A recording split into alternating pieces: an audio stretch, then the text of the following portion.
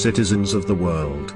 This emergency broadcast warning is not fear-mongering nor conspiracy, and it affects each and every one of you, and it literally is a life and death situation. We are anonymous.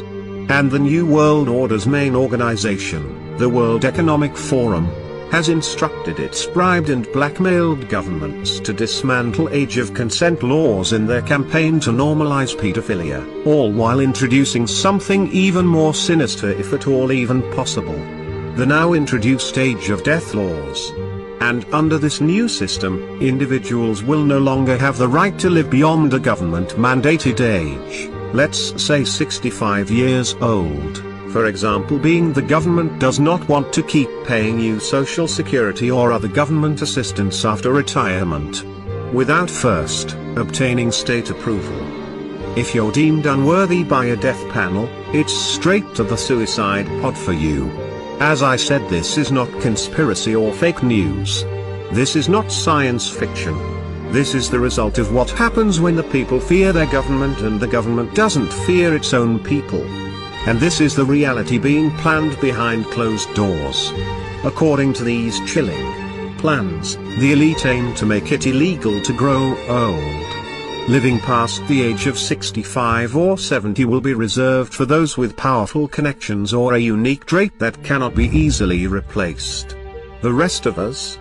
We'll be deemed useless, discarded, and sent to the proverbial glue factory.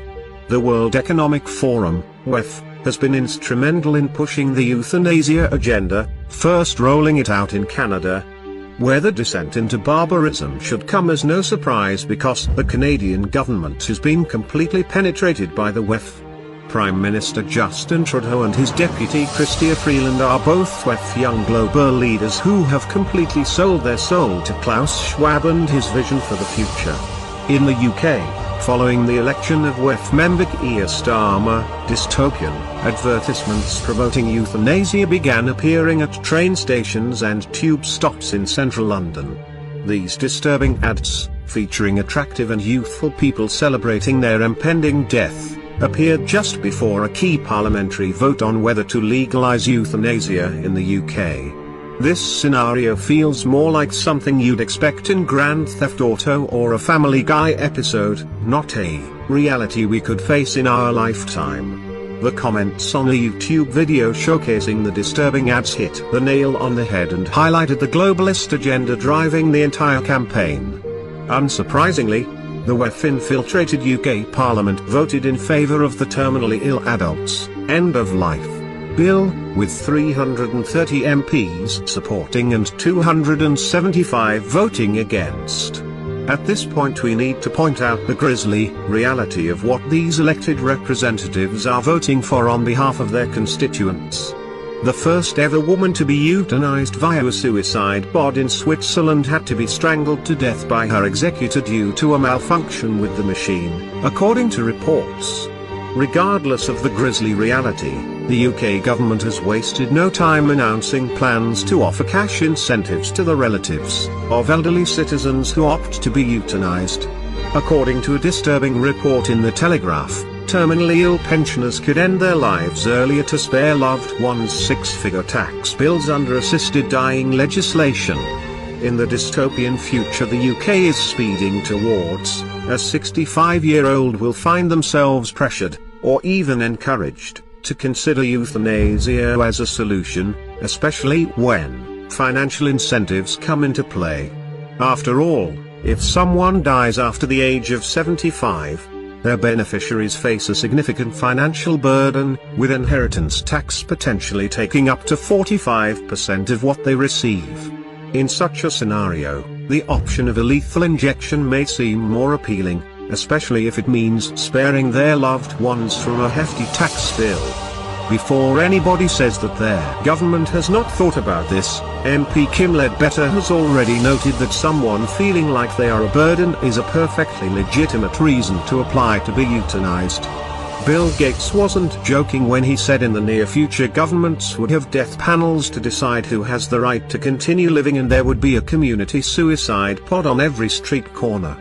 Gates doesn't explain why we cannot pay teachers and allow people to live out their lives in peace. Why is it either Or, after all, in the past we did not have any problem paying teachers their salaries and allowing our grandparents to enjoy their grandchildren during their golden years. We can't allow their evil logic to become the new normal. We can't allow them to roll out the new age of death laws that are being discussed in the corridors of power at Davos and the UN. So many of the things we are seeing today, things we couldn't have imagined just 5 or 10 years ago, are now unfolding right before our eyes. The idea of killing yourself as a form of liberation? It's not freedom, it's tragic. No one should be pressured into making that choice. Remember when the mainstream media was insisting that depopulation was a right-wing conspiracy theory? Times have changed, and now the World Economic Forum are openly celebrating depopulation and instructing the mainstream media to send the message that population collapse is good for the planet. Of course, the elite's plan to roll out euthanasia around the world has everything to do with the globalist elite's obsession with depopulation. The technocrats in charge at the WEF are so excited by their plan to murder the majority of the world's population that they simply cannot stop talking about it. This is the brutal, murderous world Bill Gates and his associates at the World Economic Forum are determined to roll out as part of their Great Reset. At what point do we stop and say enough? How many times does the World Economic Forum have to declare their sinister intentions before the world stops and listens? According to a whistleblower embedded in the World Economic Forum, the age of death laws are being negotiated as we speak, with most Western countries already signaling they will sign the agreement to vastly reduce their elderly populations. Why is no one speaking up about this? The truth is, the globalist agenda to control and manipulate populations is unfolding before our eyes, and too many are too afraid, or too complicit, to challenge it. But everybody knows what is really going on.